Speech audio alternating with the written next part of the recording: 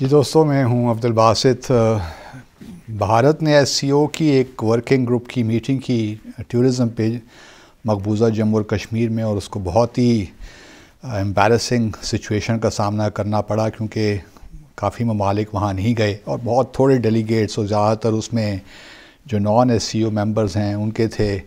اور بھارت کے تھے، تو بہت ناکامی کا سامنا کرنا پڑا۔ اب ایک اور بھارت کے حصے میں ایس سی او کے معاملے میں ایک ناکامی ہی ہمیں نظر آتی ہے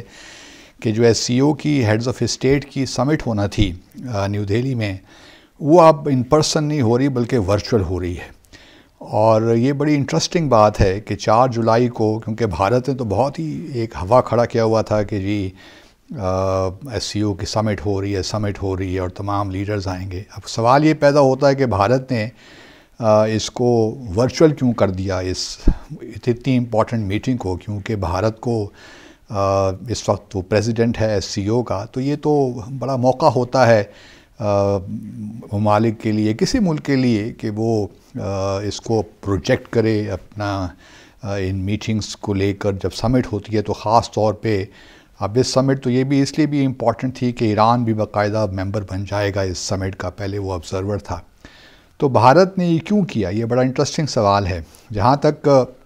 کچھ میری معلومات ہیں اور اسیسمنٹ ہیں کہ چین کے صدر اور رشیا کے صدر نے تو آنے سے انکار کر دیا تھا، دے ور ریلکٹنٹ ٹو کم، کہ جی ہم نہیں آ سکتے اس وقت، اور وہ بھارت سے ایک لحاظ سے ناخوش ہیں۔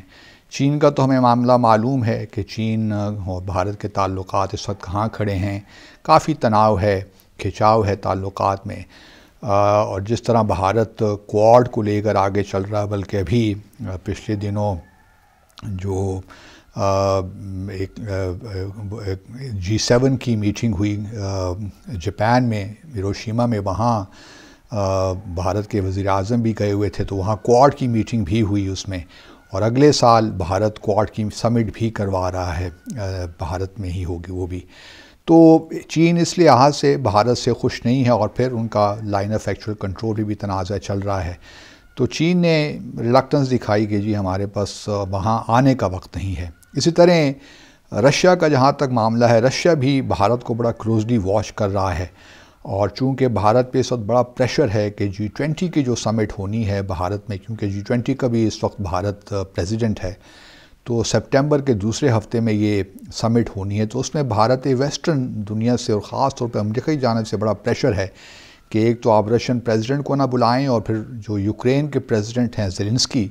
ان کو دعوت دیں یا ان کو ایٹ لیسٹ ورچوئل اٹینڈ کرنے کی اجازت دیں۔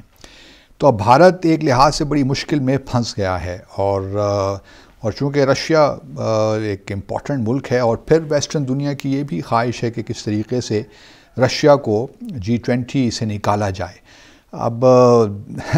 تو یہ 2 وجوہات تو بنی۔ پھر یہاں پاکستان بھی شاید میری ہی تجویز سن کر،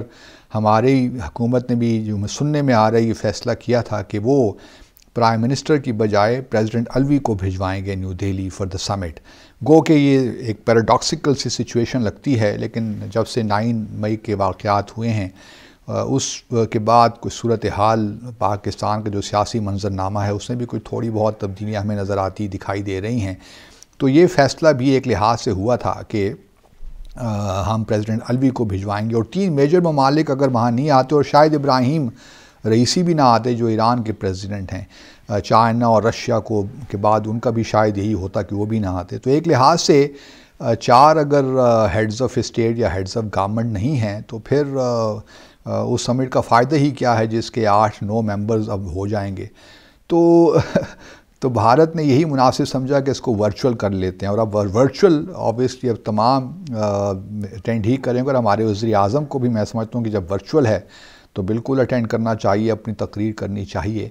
تو یہ بڑا ایک لحاظ سے انٹرسٹنگ معاملہ ہو گیا۔ میں ہمیشہ سے یہ کہتا رہا ہوں کہ بھارت کی جو پالیسی ہے، ایس سی او بھی اور کوآڈ بھی، یہ ساتھ ساتھ نہیں چل سکتے، اور بھارت ایکچولی سارے خطے میں ہیز بیکم دا میجر امپیڈیمنٹ، جو ایک ریجنل کنیکٹیویٹی کے حوالے سے انٹر ڈیپینڈنس یا جو بھی بھارت کی تنازعات ہیں چین کے ساتھ بھی اور پاکستان کے ساتھ بھی، اور اس وقت بھارت ہی ایک لگتا ہے کہ ایک اس نے ہی تمام یہ چیزیں بلاک کی ہوئی ہیں. جب تک ان دونوں ممالک کے ساتھ بھارت کے تعلقات اچھے نہیں ہوتے اس وقت تک ممکن نہیں ہے کہ اس طرح ریجنل کنیکٹیویٹی اس خطے میں ہو اور ہم ایک دوسرے سے فائدہ اٹھا سکیں.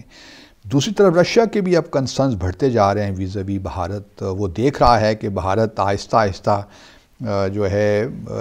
ویسٹرن ایجنڈا کو لے کر آگے چل رہا ہے، کیونکہ بھارت کا خیال ہے کہ اس وقت جو دنیا ہے، جو ویسٹرن دنیا ہے، اگر وہ اس کے ساتھ کھڑا ہوگا تو اس کے لیے زیادہ فائدہ مند ہے. اور خاص طور پہ اسرائیل اور سعودی عرب کا جو پیچ اپ ہوا اس کے بعد اسرائیل کا تھوڑا بہت بھی عمل دخل بھارت میں کچھ زیادہ ہو گیا، اور ہم نے دیکھا کس طرح بھارت کے تھرو ہی یو ایس نے ایک میٹنگ کروائی ریاض میں نیشنل سیکیورٹی ایڈوائزرز کی، جس میں سعودی عرب، یو اے ای بھی اور امریکہ اور بھارت شامل تھے. تو یہ تمام چیزیں ہیں جو کہ ریجنل اور گلوبل لیول پہ ہمارے سامنے آ رہی ہیں. لیکن بھارت کا وہ جو ایک تھا کہ جی میں ہر طرف کھیلوں گا، اب وہ مشکل سے مشکل تر ہوتا جا رہا ہے.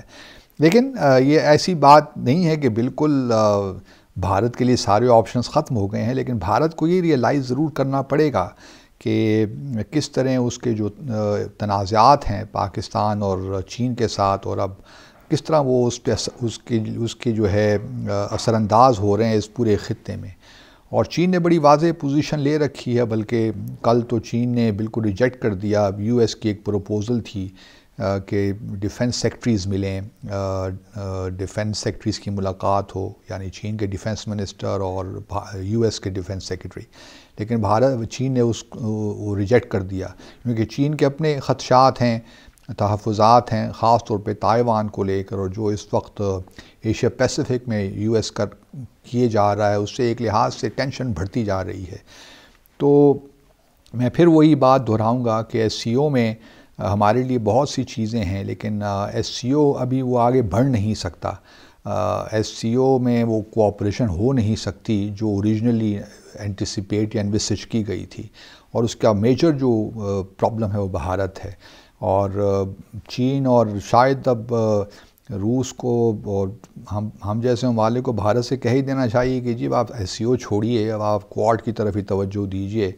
اور کیونکہ اب G20 بھی بھارت کی وجہ سے خطرے میں پڑ گیا ہے، کیونکہ بھارت آبویسلی پوری طرح کھل کے